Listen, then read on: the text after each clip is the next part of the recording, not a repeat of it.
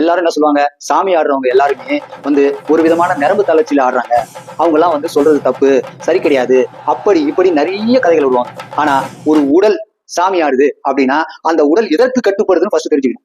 அதை நிறைய பேர் சொல்றது இல்ல. ஏன்னா இதுல ஒரு விதமான அறிவியல் இருக்கு, அதுவே நிறைய பேருக்கு புரியறது இல்ல. சாமி ஆடுறது அப்படின்னு ஒரு உடலுக்கு வரக்கூடிய நிலை என்ன அப்படின்னு பார்த்தா, நம்மளுடைய அக்னேய சக்கரம் இருக்கு பாருங்க, புருவ மத்தி இருக்கு பாருங்க, அந்த புருவ மத்திக்கும் நம்மளுடைய சுழுமுனைக்கும் ஒரு நேர்கோட்டில் அமையும் போது நமக்கு அந்த சாமி ஆடக்கூடிய உணர்வு வரும்.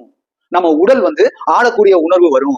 ஏன் அது உடல் ஆடக்கூடிய உணர்வு வருது அப்படின்னு பார்த்தா, அந்த சுழுமுன நாடியும் அந்த அக்னிய சக்கரமும் நேர்கோட்டில் அமையும். நேர்கோட்டில் அமையும் போது சுழுமுன நாடி ஒரே டைம் அப்படியே பயங்கரமா எரியும்.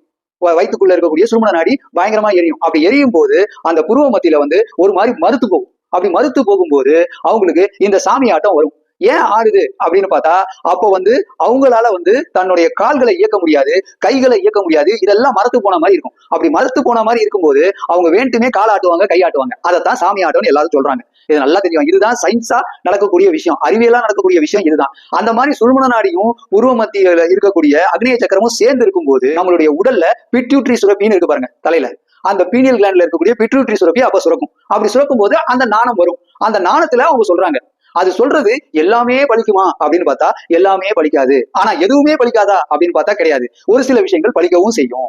அதனால சாமி ஆடுறது அப்படின்றது ஒரு விதமான நரம்பு தளர்ச்சி கிடையாது.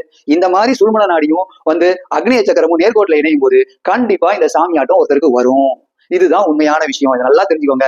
இதை நம்ம சித்தர்கள் எல்லாமே என்ன சொல்லிருக்காங்கன்னா, இதை சாமி ஆட்டம்னு சொல்லியிருக்காங்க. ஆனா உடல்ல நடக்கக்கூடிய இந்த மாற்றம் தான் இந்த சாமி ஆட்டம். இதை நல்லா புரிஞ்சுக்கோங்க. இதுதான் சாமி ஆட்டம்.